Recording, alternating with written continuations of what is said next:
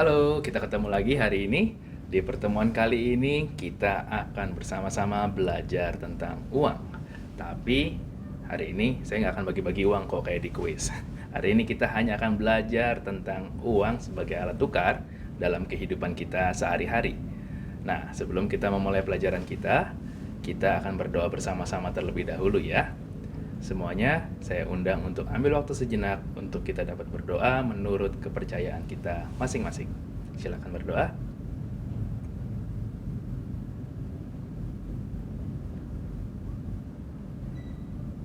Berdoa selesai.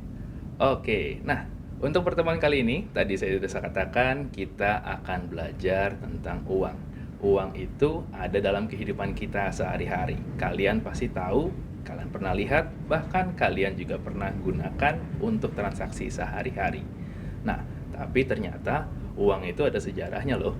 Uang itu nggak cuma langsung jadi dalam bentuk kertas ataupun dalam bentuk koin yang kalian kenal sekarang, tapi sudah melalui proses perjalanan yang sangat panjang hingga bentuknya seperti yang kita miliki dan kita gunakan sekarang ini. Nah, pada mulanya orang-orang itu tidak menggunakan uang. Orang-orang melakukan transaksi dengan cara yang berbeda dengan yang kita gunakan atau kita lakukan sekarang. Alat tukar yang biasa digunakan itu bermacam-macam pada masa yang lalu. Nanti kalian akan lihat juga ya di dalam slide, kalian akan lihat juga mendengar penjelasan juga dari saya tentang uang sebagai alat tukar.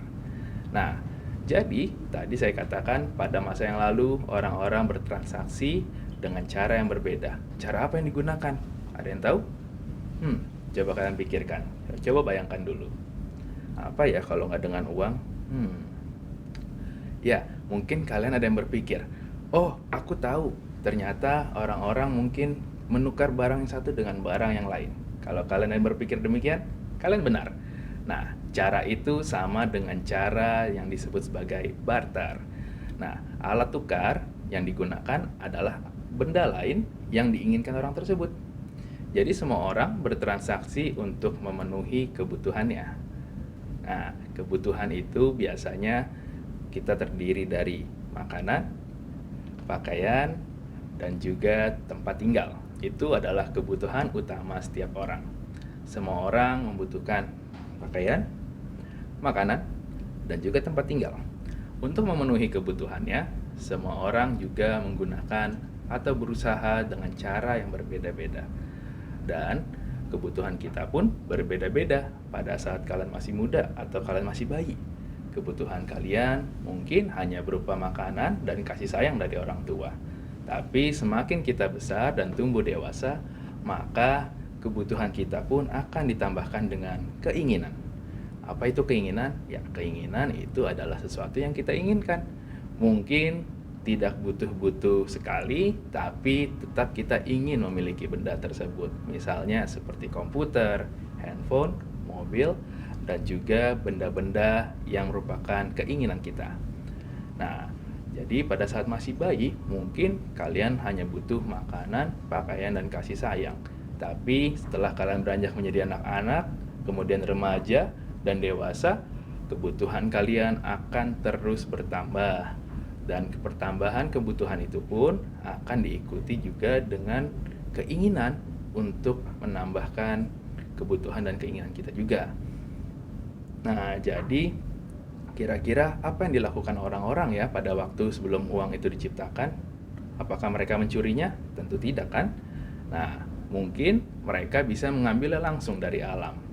Nah, tapi benda-benda yang tersedia di tengah alam semesta ini, di tengah bumi ini, itu kan jumlahnya juga terbatas. Bahkan ada yang tidak bisa diperbarui. Nah, maka dari itu, untuk memenuhi kebutuhannya, manusia juga berusaha dengan cara bertransaksi dengan orang lain. Nah, transaksi ini biasanya diikuti atau terjadi karena kebutuhan yang terus meningkat tadi. Jadi, orang-orang bertransaksi untuk mendapatkan barang yang mereka butuhkan, bahkan yang mereka inginkan. Orang bekerja, mereka menghasilkan mungkin hasil bumi, mereka mendapatkan hasil bumi dari alam, dan kemudian hasil bumi itu ditukar dengan hasil bumi yang lain yang juga merupakan kebutuhan mereka. Misalnya, saya menanam padi. Kemudian setelah padi itu tumbuh, saya kemudian mendapatkan nasi. Tapi kan saya nggak mungkin makan nasi saja kan. Saya perlu sumber nutrisi yang lain, seperti ikan, daging, telur, dan sayur mayur. Nah, orang-orang pada waktu itu sebelum mereka mengenal uang, maka mereka akan bertukar barang yang mereka miliki dengan yang orang lain miliki. Misalnya, Pak Tono punya sejumlah telur dan dia tidak butuh telur saja kan, dia juga butuh daging, sayur-sayuran, dan beras untuk nasinya. Nah, untuk mendapatkan hal-hal benda-benda yang mereka butuhkan itu, mereka sebelum mengenal uang, mereka akan bertukar antara satu benda yang mereka miliki dengan benda yang orang lain miliki. Tapi ternyata ini bukan tanpa masalah, karena untuk dapat memenuhi nilainya, untuk mendapatkan keseimbangan nilainya ini, mereka perlu melakukan usaha juga. Belum lagi harus memikirkan cara menyimpannya, kemudian cara mengolahnya, dan banyak masalah-masalah lain yang timbul dengan cara barter ini. Maka orang-orang pun pada masa itu, di masa yang lalu, mereka mulai berpikir, mereka mencari cara, kira-kira cara apa yang lebih efektif atau lebih tepat dilakukan supaya mereka bisa memenuhi kebutuhan mereka untuk melakukan transaksi mereka. Nah, jadi transaksi mereka dilakukan dengan cara membuat benda uang. Nah, tapi nanti kita akan bahas juga tentang benda uang. Tapi sebelumnya, coba kita lihat lagi tentang transaksi. Nah, kita akan pelajari dahulu tentang transaksi. Transaksi itu adalah pertukaran. Jadi, pada kehidupan sehari-hari, kalian juga melakukan transaksi.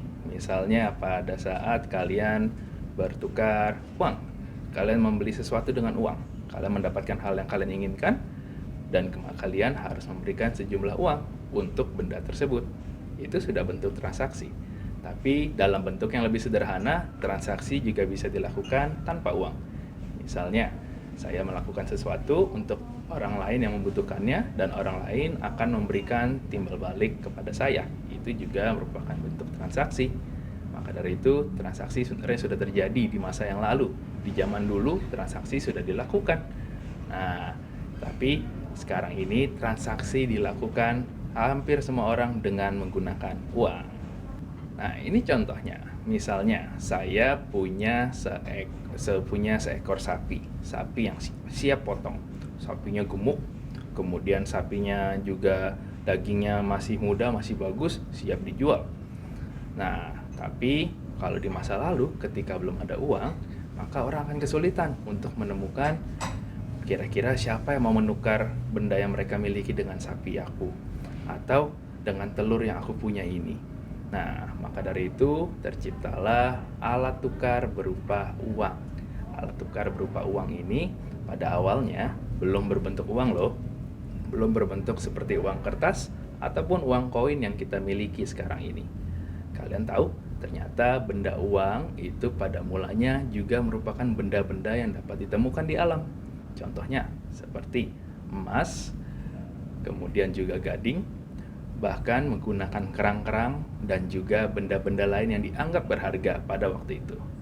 Nah, jadi contohnya seperti emas, tadi gading juga itu ditukar dengan benda lain yang mereka butuhkan. Pertukaran inilah yang tadi dikatakan sebagai transaksi. Transaksi pada mulanya terjadi, jadi tadi kita ingat, dengan menukar barang, tapi kemudian mulai berubah menjadi dengan benda uang. Setelah benda uang, barulah orang-orang menggunakan uang. Hari ini kita akan coba lihat lebih jauh tentang uang ya sebagai alat tukar. Nah, uang ini pertama kali digunakan oleh bangsa Lydia. Apakah kalian pernah mendengar bangsa ini? Ya, bangsa ini ada di masa yang lalu. Nah, kemudian pada awal abad ke-6 sebelum Masehi, mereka sudah menggunakan uang ini loh. Mereka sudah menciptakan mata uang mereka sendiri. Bentuknya juga masih sangat sederhana, tidak seperti koin ataupun uang logam yang kita miliki sekarang. Koin dan juga uang logam yang kita miliki sekarang itu sudah dibuat dan dicetak dengan menggunakan mesin. Kalau mereka hanya dimodifikasi sedikit, jadi dari bahan mentah kemudian dimodifikasi menjadi uang yang berlaku pada saat itu. Kalau misalnya mungkin mereka ingin membeli kereta kuda atau alat perang, mereka kemudian akan menggunakan uang tersebut sebagai alat tukar. Tapi ini sudah merupakan awal mula dari penggunaan uang di seluruh dunia. Nah, kemudian setelah bangsa Lydia ini menggunakan uang yang mereka ciptakan, bangsa-bangsa di sekitarnya, karena manusia juga selalu bersosialisasi dan berusaha memenuhi kebutuhan yang tadi saya katakan, maka mereka, bangsa-bangsa yang lain juga mulai menggunakan uang yang mereka ciptakan sendiri. Tapi masalahnya ketika mereka sudah mulai banyak menggunakan uang, mulai beredar juga uang-uang dengan jenis lain yang satu berbeda. Negara ini menggunakan uang A, yang negara lain menggunakan mata uang B. Maka biasanya kesepakatan itu nggak akan terjadi, keseimbangannya itu tidak terjadi. Maka dari itu, di masa modern seperti sekarang ini, orang-orang sudah mengenal yang disebut dengan mata uang. Mata uang itu adalah uang yang berlaku di satu wilayah. Misalnya, seperti di Indonesia. Di Indonesia kita mengenal dan kita juga menerbitkan uang dengan mata uang rupiah. Kalau kamu pergi kemanapun wilayah Indonesia, kamu berbelanja dengan menggunakan mata uang rupiah, itu pasti akan diterima transaksinya dan kamu bisa mendapatkan barang-barang yang kamu butuhkan. Tapi kalau kamu pergi ke daerah lain, misalnya ke negara lain, maka mata uang yang kita miliki dan kita gunakan belum tentu berlaku di daerah tersebut. Maka dari itu, mata uang kemudian mulai digunakan oleh bangsa-bangsa lain juga. Bangsa-bangsa lain menciptakan mata uang mereka sendiri, supaya tidak terjadi kebingungan dan juga mempermudah proses transaksi untuk memenuhi kebutuhan setiap orang. Nah, jadi sampai di sini dulu aja pertemuan kita. Jangan lupa, uang itu merupakan alat tukar. Dan sebagai alat tukar itu artinya resmi dan bisa diterima oleh banyak orang. Mata uang di Indonesia juga jangan lupa kita mempunyai mata uang rupiah. Sampai di sini saja, kita akan bertemu lagi dalam kesempatan berikutnya. Sampai jumpa semuanya.